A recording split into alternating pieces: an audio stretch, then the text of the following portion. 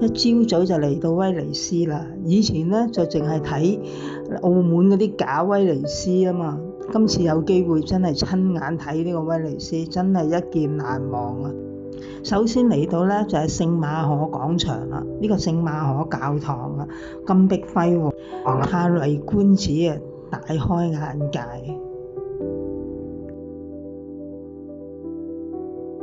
咁我嚟威尼斯咧就3日嘅玩，第一日咧就係去呢個聖馬可廣場啦、教堂啊、主島啊。咁咧呢度咧就唔使一定坐啲貢多拉嘅，貢多拉真係實在太貴啦，成1000蚊咧都係坐嗰半個鐘頭。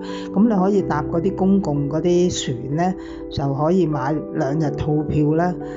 咁2日套票咧就可以包船啊，包啲巴士。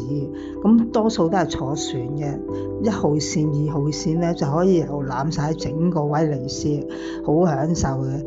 咁可以站停嘅，你每一站都可以停喺度你中意就欣賞下嗰邊嘅風景，跟住又上翻船，任你坐嘅。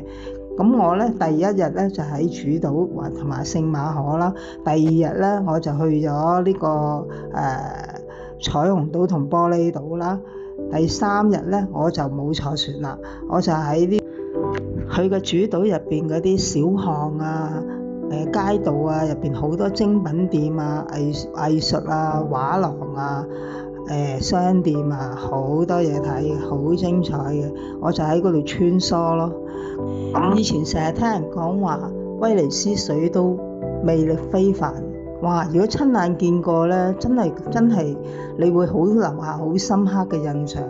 佢個風景、佢個環境咧係唔同嘅，佢成個城市咧都唔會有汽車，都唔會有馬路，只有水道，迂迴曲折嘅水道，有啲快船啦，有艇啦，其實都好忙碌嘅呢個水都威尼斯。但係真係好特別。我第2日去嗰個玻璃島咧，佢入邊好多玻璃嘅製成品啦，好特別嘅。咁個彩虹島咧，佢就將啲屋仔咧油到5顏6色，真係好得意嘅，同埋咧好靚嘅。咁我又好彩咧，呢2日咧都風和日麗，藍天白雲，哇！影啲相出嚟咧，簡直就真係張都可以 poster 啦。我覺得喺威尼斯咧，一定要3日時間，即係唔好話1日快閃咧，真係好浪費。慢慢欣賞呢個水都威尼斯咧，係一種享受嚟嘅。咁我好開心咧，今次哇可以自己一個人嚟，全部自己計劃，自由自在咁欣賞悠悠遊遊咁欣賞威尼斯。今日呢個鏡頭就係最後一個景點喺威尼斯，要同威尼斯講拜拜啦！大家如果嚟威尼斯咧，真係起碼都要俾2日時間喺呢度，慢慢咁欣賞，慢慢咁享受威尼斯，實在太靚。